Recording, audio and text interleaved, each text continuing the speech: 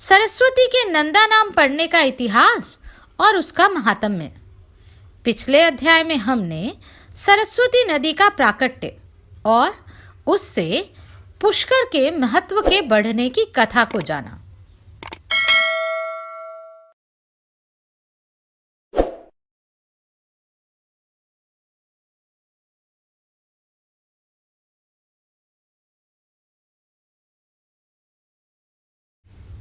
सूत जी कहते हैं, यह सुनकर देवव्रत भीष्म ने पुलस्त्य जी से पूछा, ब्राह्मण, सरस्वतियों में श्रेष्ठ नंदा कोई दूसरी नदी तो नहीं? मेरे मन में इस बात को लेकर बड़ा कौतूहल हो रहा है कि सरस्वती का नाम नंदा कैसे पड़ गया।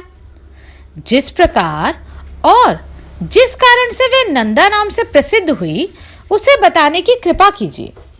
भीष्म के इस प्रकार पूछने पर पुलस्त्य जी ने सरस्वती का नंदा नाम क्यों पड़ा, इसका प्राचीन इतिहास सुनाना आरंभ किया।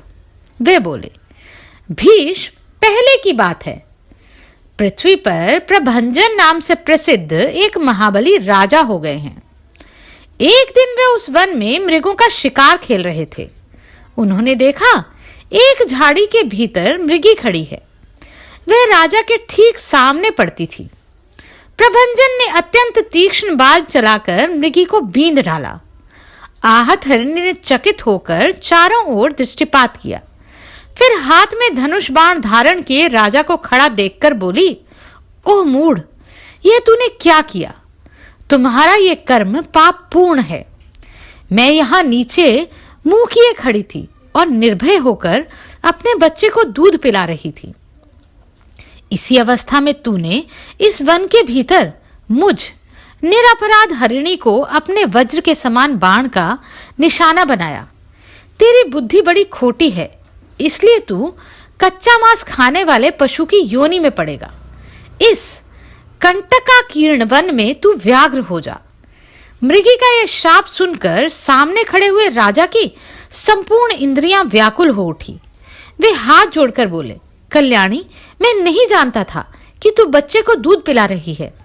अनजाने में मैंने तेरा वध किया है, अतः मुझ पर प्रसन्न हो। मैं व्याघ्र योनि को त्याग कर पुनः मनुष्य शरीर को कब प्राप्त करूंगा?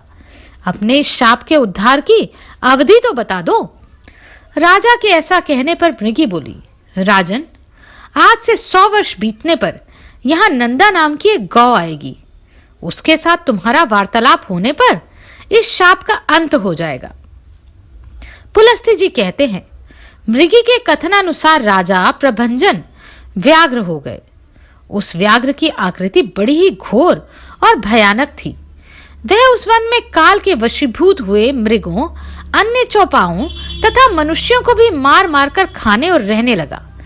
वह अपनी निंदा करते हुए कहता, हाय, अब मैं पुनः कब मनुष्य शरीर धारण करूंगा? अब से नीच योनि में डालने वाला ऐसा निंदनीय कर्म, महान पाप नहीं करूंगा। अब इस योनि में मेरे द्वारा पुण्य नहीं हो सकता। एकमात्र हिंसा ही मेरी जीवन वृत्ति है। इसके द्वारा तो सदा दुख ही प्राप्त होगा। किस प्रकार मृगी की कही हुई बात सत्य हो सकती है? जब व्याघ्र को उस वन में रहते 100 वर्ष हो गए, तब एक दिन वहां गौओं का एक बहुत बड़ा झुंड उपस्थित हुआ। वहां घास और जल की विशेष सुविधा थी। वही गौं के आने में कारण हुई। आते ही गौं के विश्राम के लिए बाड़ लगा दी गई। ग्वालों के रहने के लिए भी साधारण घर और स्थान की व्यवस्था की गई। गोचर भूमि तो वहां थी ही। सबका पड़ाव पड़ गया। वन के पास का स्थान गौं के रंभाने की भारी आवाज से गूंजने लगा। मतवाले गोप चारों ओर से उस गौ समुदाय की रक्षा करते थे। गांव के झुंड में एक बहुत ही हृष्ट पुष्ट तथा संतुष्ट रहने वाली गाय थी। उसका नाम था नंदा। वही उस झुंड में प्रधान थी तथा सबके आगे निर्भय होकर चला करती थी। एक दिन वह अपने झुंड से बिछुड़ गई और चरते चरते पूर्वोक्त व्याघ्र के सामने आ पहुंची। व्याघ्र उसे देखते ही खड़ी रह कहता हुआ उसकी ओर दौड़ा और निकट आकर बोला, आज विधाता ने तुझे मेरा ग्रास नियत किया है, क्योंकि तू स्वयं यहां आकर उपस्थित हुई है। व्याघ्र का यह रोंगटे खड़े कर देने वाला निष्ठुर वचन सुनकर उस गाय को चंद्रमा के समान कांति वाले अपने सुंदर बछड़े की याद आने लगी। उसका गला भर गया। वह गदगद स्वर से पुत्र के लिए हुंकार करने लगी। उस गौ को अत्यंत दुखी होकर क्रंदन करते देख व्याघ्र बोला, अरे गाय, संसार में सब लोग अपने कर्मों का ही फल भोगते हैं। तू स्वयं मेरे पास आ पहुंची है। इससे जान पड़ता है तेरी मृत्यु आज ही नियत है। फिर व्यर्थ शोक क्यों करती है? अच्छा, यह तो बता, तू रोई किस लिए? व्याघ्र का प्रश्न सुनकर नंदा ने कहा, व्याघ्र, तुम्हें नमस्कार है। मेरा सारा अपराध क्षमा करो। मैं जानती हूं तुम्हारे पास आए हुए प्राणी की रक्षा असंभव है, अतः मैं अपने जीवन के लिए शोक नहीं करती। मृत्यु तो मेरी एक ना एक दिन होगी ही, फिर उसके लिए क्या चिंता। किंतु मृगराज, अभी नई अवस्था में मैंने एक बछड़े को जन्म दिया है। पहली बिहान का बच्चा होने के कारण वह मुझे बहुत ही प्रिय है। मेरा बच्चा अभी दूध पीकर ही जीवन चलाता है, घास को सूंघता भी नहीं। इस समय वह गोष्ठ में बंधा है और भूख से पीड़ित होकर मेरी राह देख रहा है। उसी के लिए मुझे बारंबार शोक हो रहा है। मेरे ना रहने पर मेरा बच्चा कैसे जीवन धारण करेगा? मैं पुत्र स्नेह के वशीभूत हो रही हूं और उसे दूध पिलाना चाहती हूं। मुझे थोड़ी देर के लिए जाने दो। बछड़े को दूध पिलाकर प्यार से उसका मस्तक चाटूंगी और उसे हिताहित की जानकारी के लिए कुछ उपदेश करूंगी। फिर अपनी सखियों की देखरेख में उसे सौंपकर तुम्हारे पास लौट आऊंगी। उसके बाद तुम इच्छानुसार मुझे खा लेना।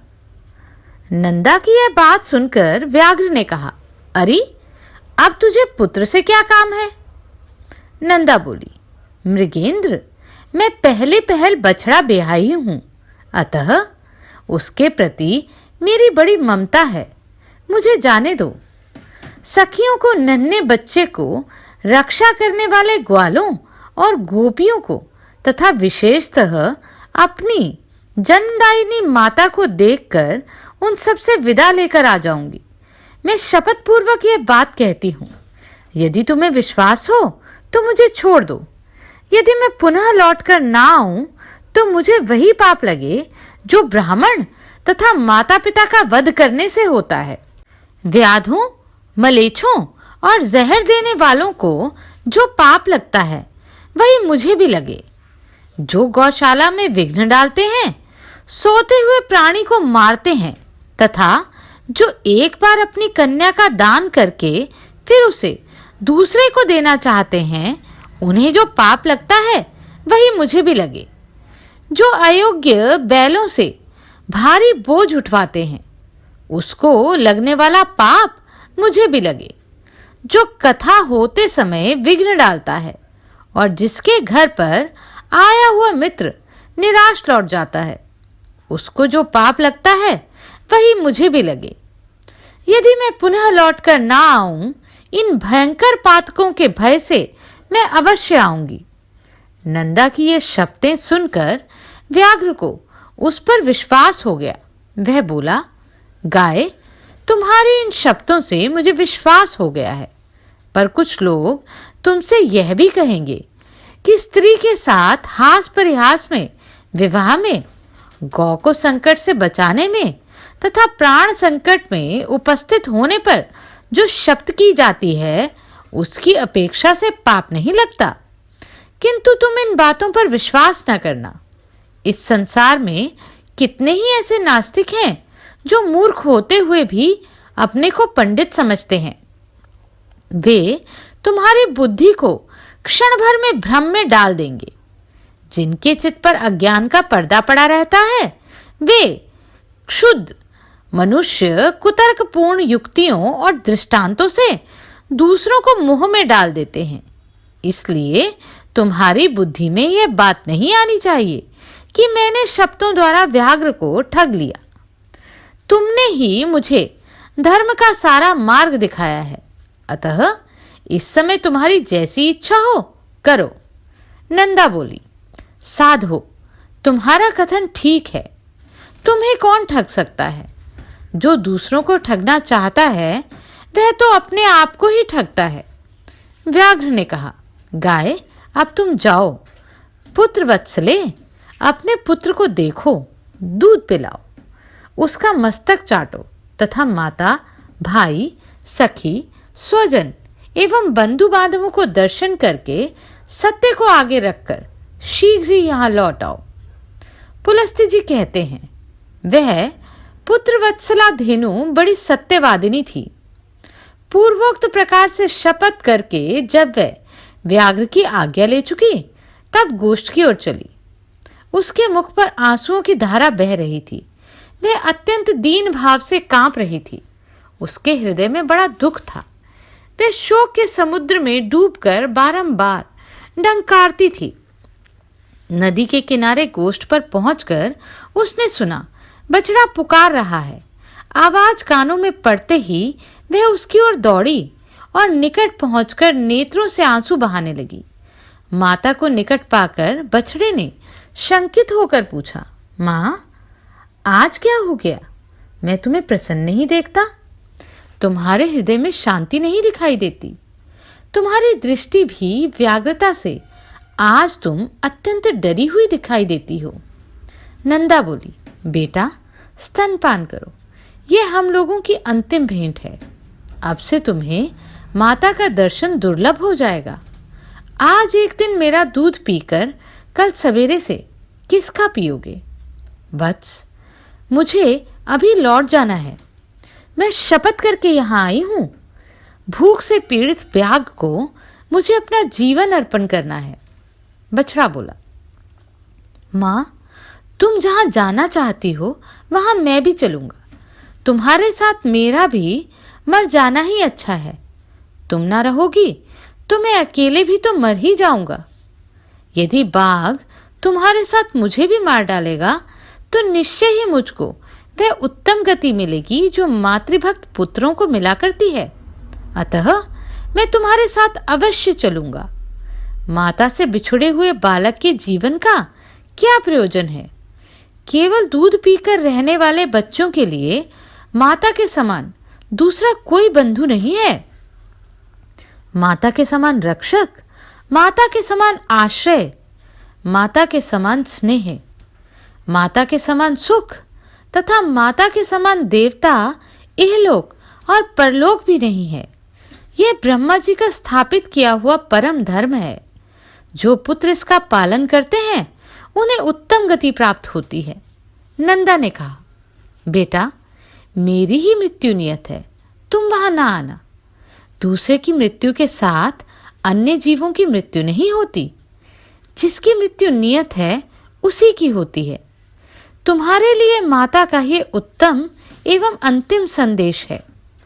मेरे वचनों का पालन करते हुए यहीं रहो। यही मेरी सबसे बड़ी सुश्रुवा है। जल के समीप अथवा वन में विचरते हुए कभी प्रमाद न करना। प्रमाद से समस्त प्राणी नष्ट हो जाते हैं। लोभवश कभी ऐसी घास को चरने के लिए ना जाना जो किसी दुर्गम स्थान में उगी हो, क्योंकि लोभ से इहलोक और परलोक में भी सबका विनाश हो जाता है। लोभ से मोहित होकर लोग समुद्र में, घोर वन में तथा दुर्गम स्थानों में प्रवेश कर जाते हैं। लोभ के कारण विद्वान पुरुष भी भयंकर पाप कर बैठता है। लोभ, प्रमाद तथा हर एक के प्रति विश्वास कर लेना, इन तीनों कारणों से जगत का नाश होता है। अतः इन तीनों दोषों का परित्याग करना चाहिए। बेटा, संपूर्ण शिकारी जीवों से तथा मलेच्छ और चोर आदि के द्वारा संकट प्राप्त होने पर सदा प्रयत्नपूर्वक अपने शरीर की रक्षा करनी चाहिए। पाप योनि वाले पशु पक्षी अपने साथ एक स्थान पर निवास करते हो तो भी उनके विपरीत चित्त का सहसा पता नहीं चलता।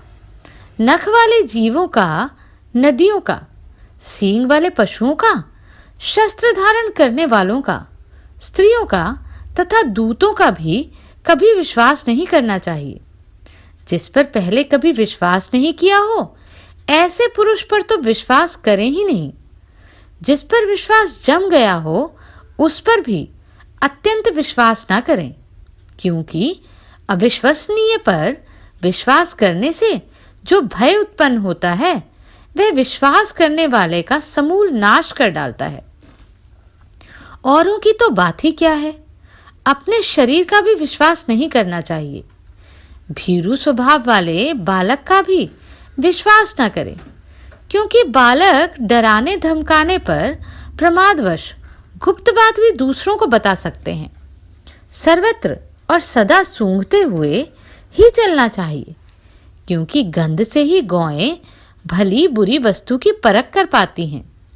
भयंकर वन में कभी अकेला ना रहें, सदा धर्म का ही चिंतन करें। मेरी मृत्यु से तुम्हें घबराना नहीं चाहिए, क्योंकि एक न एक दिन सबकी मृत्यु निश्चित है। जैसे कोई पथिक छाया का आश्रय लेकर बैठ जाता है और विश्राम करके फिर वहां से चल देता है, उसी प्रकार प्राणियों का समागम होता है। बेटा, तुम शोक छोड़कर मेरे वचनों का पालन करो। पुलस्त्य जी कहते हैं, यह कहकर नंदा पुत्र का मस्तक सूंघकर उसे चाटने लगी और अत्यंत शोक के वशीभूत हो डबडबाई हुई आंखों से बारंबार लंबी सांस लेने लगी। तदनंतर बारंबार पुत्र को निहार कर वह अपनी माता, सखियों तथा गोपियों के पास जाकर बोली, माता जी, मैं अपने झुंड के आगे चरती हुई चली जा रही थी। इतने में ही एक व्याघ्र मेरे पास आ पहुंचा। मैंने अनेकों सौगंधे खाकर उसे लौट आने का विश्वास दिलाया है, तब उसने मुझे छोड़ा है। मैं बेटे को देखने तथा आप लोगों से मिलने के लिए चली आई थी, अब फिर वहीं जा रही हूँ। माँ, मैंने अपने दुष्ट स्वभाव के कारण तुम्हारा जो जो अपराध किया हो, वह सब क्षमा करना। अब अपने इस नाती को लड़का करके मानना। सखियों की ओर मुड़कर, प्यारी सखियों, मैंने जानकर या अनजाने में यदि तुमसे कोई अप्रिय बात कह दी हो अथवा और कोई अपराध किया हो, तो उसके लिए तुम सब मुझे क्षमा करना। तुम सब संपूर्ण सद्गुणों से युक्त हो, तुम में सब कुछ देने की शक्ति है। मेरे बालक पर सदा क्षमा भाव रखना। मेरा बच्चा दीन, अनाथ और व्याकुल है, इसकी रक्षा करना। मैं तुम्ही लोगों को इसे सौंप रही हूँ। अपने पुत्र की ही भांति इसका भी पोषण करना। मैं सत्य को अपना चुकी हूँ, अतः व्याघ्र के पास जाऊंगी। सखियों को मेरे लिए चिंता नहीं करनी चाहिए। नंदा की बात सुनकर उसकी माता और सखियों को बड़ा दुख हुआ। वे अत्यंत आश्चर्य और विषाद में पड़कर बोली, अहो, ये बड़े आश्चर्य की बात है कि व्याघ्र के कहने से सत्यवादिनी नंदा पुनः उस भयंकर स्थान में प्रवेश करना चाहती है। शपथ और सत्य के आश्रय से शत्रु को धोखा दे अपने ऊपर आए हुए महान भय का यत्नपूर्वक नाश करना चाहिए।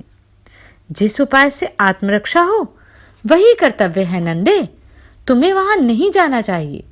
अपने नन्हे से शिशु को त्याग कर सत्य के लोभ से जो तू वहां जा रही है, यह तुम्हारे द्वारा अधर्म हो रहा है। इस विषय में धर्मवादी ऋषियों ने पहले एक वचन कहा था, वह इस प्रकार है, प्राण संकट उपस्थित होने पर शब्दों के द्वारा आत्मरक्षा करने में पाप नहीं लगता। जहां असत्य बोलने से प्राणियों की प्राण रक्षा होती है, वहां ये असत्य भी सत्य और सत्य भी असत्य है। नंदा बोली, बहनों, दूसरों के प्राण बचाने के लिए मैं भी असत्य कह सकती हूँ, किंतु अपने लिए, अपने जीवन की रक्षा के लिए मैं कभी किसी तरह झूठ नहीं बोल सकती।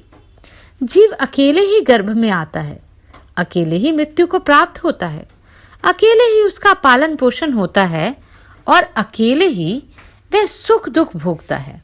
अतः मैं सदा सत्य ही बोलूंगी। सत्य पर ही संसार टिका हुआ है।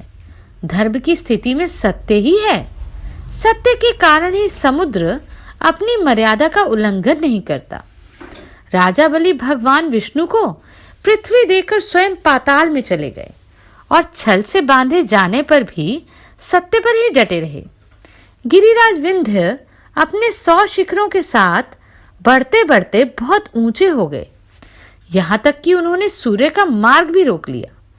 किंतु सत्य में बंध जाने के कारण वे महर्षि अगस्त्य के साथ किए गए अपने नियम को नहीं तोड़ते। स्वर्ग, मोक्ष तथा धर्म सब सत्य में ही प्रतिष्ठित है।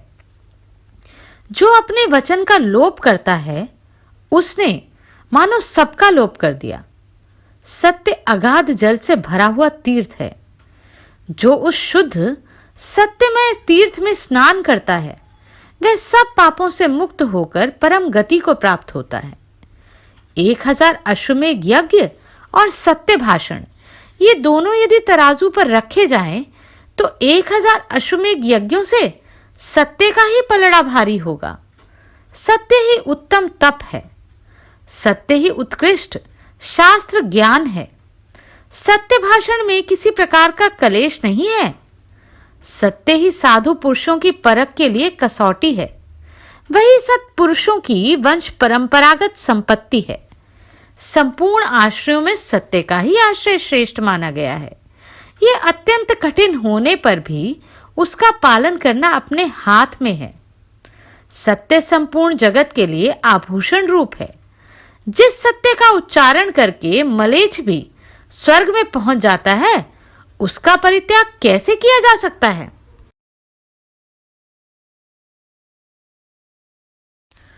सखियां बोली, नंदे, तुम संपूर्ण देवताओं और दैत्यों के द्वारा नमस्कार करने योग्य हो, क्योंकि तुम परम सत्य का आश्रय लेकर अपने प्राणों का भी त्याग कर रही हो, जिनका त्याग बहुत कठिन होता है।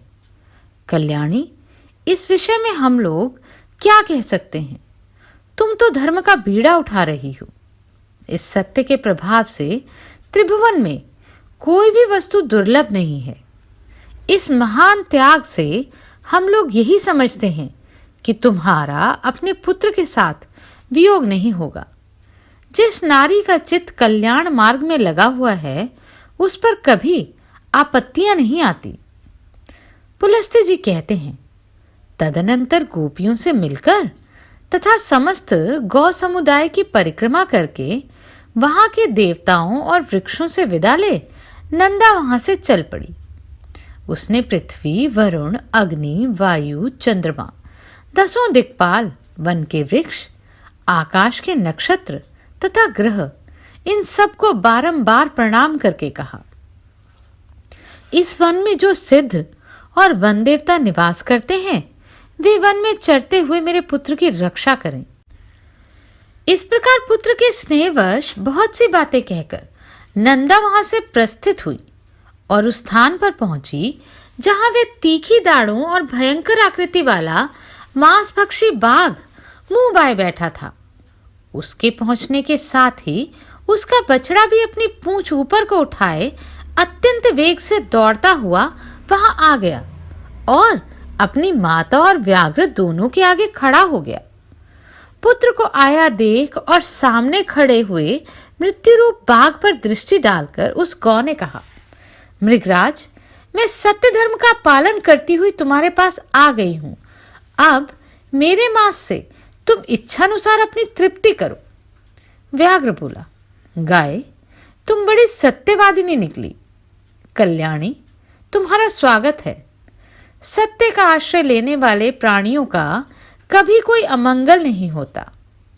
तुमने लौटने के लिए जो पहले सत्यपूर्वक शपथ की थी उसे सुनकर मुझे बड़ा कौतूहल हुआ था कि यह जाकर फिर कैसे लौटेगी। तुम्हारे सत्य की परीक्षा के लिए ही मैंने पुनः तुम्हें भेज दिया था, अन्यथा मेरे पास आकर तुम जीती जागती कैसे लौट सकती थी। मेरा वह कौतूहल पूरा हुआ। मैं तुम्हारे भीतर सत्य खोज रहा था, वह मुझे मिल गया। इस सत्य के प्रभाव से मैंने तुम्हें छोड़ दिया। आज से तुम मेरी बहन हुई और यह तुम्हारा पुत्र मेरा भांजा हो गया। शुभे, तुमने अपने आचरण से मुझ महान पापी को यह उपदेश दिया है कि सत्य पर ही संपूर्ण लोक प्रतिष्ठित है, सत्य के ही आधार पर धर्म टिका हुआ है।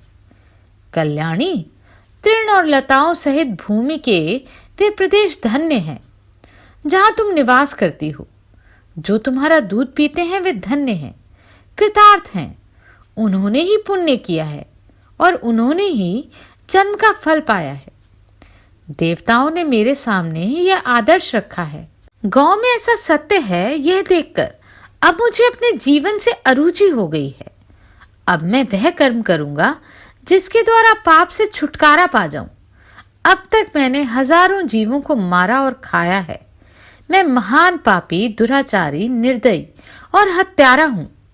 पता नहीं ऐसा दारुण कर्म करके मुझे किन लोकों में जाना पड़ेगा।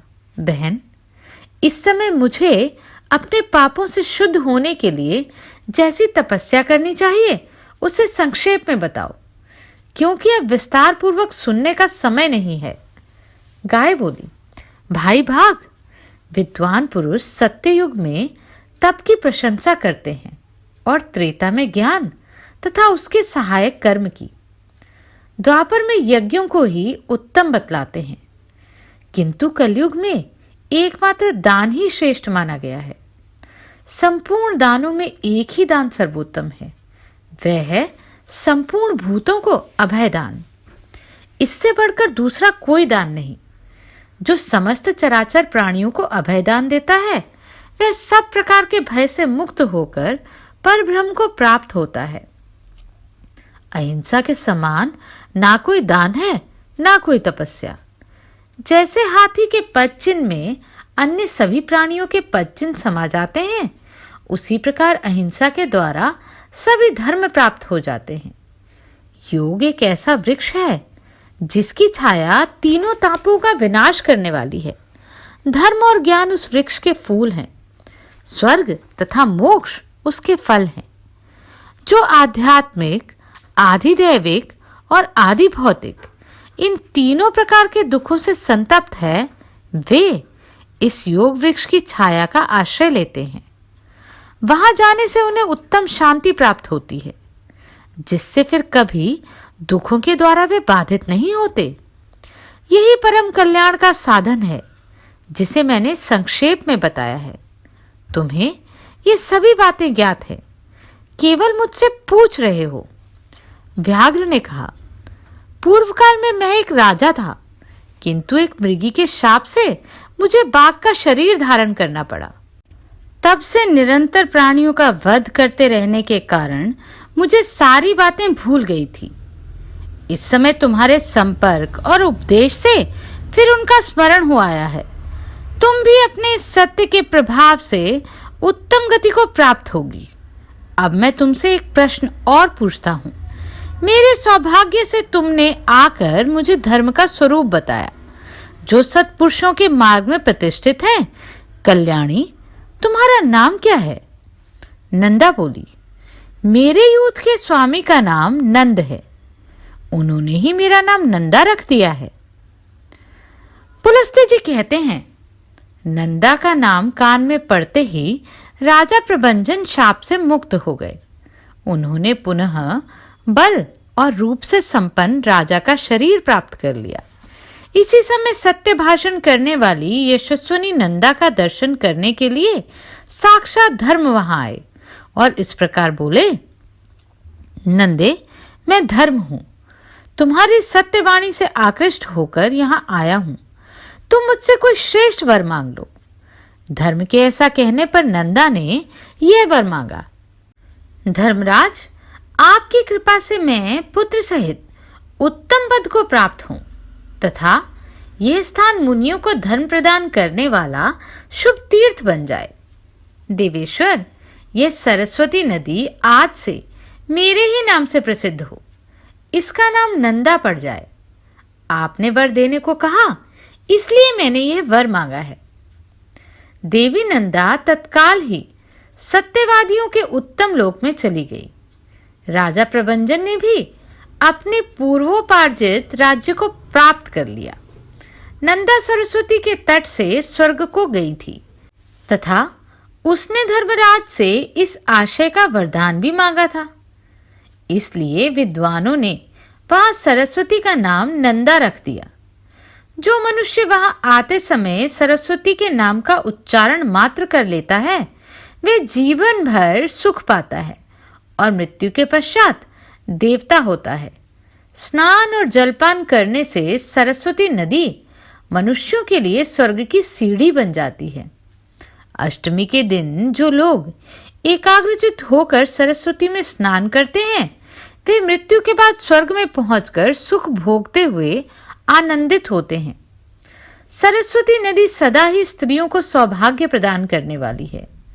तृतीया को यदि इसका सेवन किया जाए तो वह विशेष सौभाग्यदायिनी होती है। उस दिन उसके दर्शन से भी मनुष्यों को पाप राशि से छुटकारा मिल जाता है। जो पुरुष उसके जल का स्पर्श करते हैं, उन्हें भी मुनीश्वर समझना चाहिए। वहां चांदी दान करने से मनुष्य रूपवान होता है। ब्रह्मा की पुत्री ये सरस्वती नदी परम पावन और पुण्य सलीला है। यही नंदा नाम से प्रसिद्ध है। फिर जब ये स्वच्छ जल से युक्त हो दक्षिण दिशा की ओर प्रवाहित होती है, तब विपुला या विशाला नाम धारण करती है। वहां से कुछ ही दूर आगे जाकर वह पुनः पश्चिम दिशा की ओर मुड़ जाती है। वहां से सरस्वती की धारा प्रकट देखी जाती है। उसके तटों पर अत्यंत मनोहर तीर्थ और देव मंदिर हैं, जो मुनियों और सिद्ध पुरुषों द्वारा भलीभांति सेवित हैं। नंदा तीर्थ में स्नान करके यदि मनुष्य सुवर्ण और पृथ्वी आदि का दान करे, तो वह महान अभ्युदकारी तथा अक्षय फल प्रदान करने वाला है।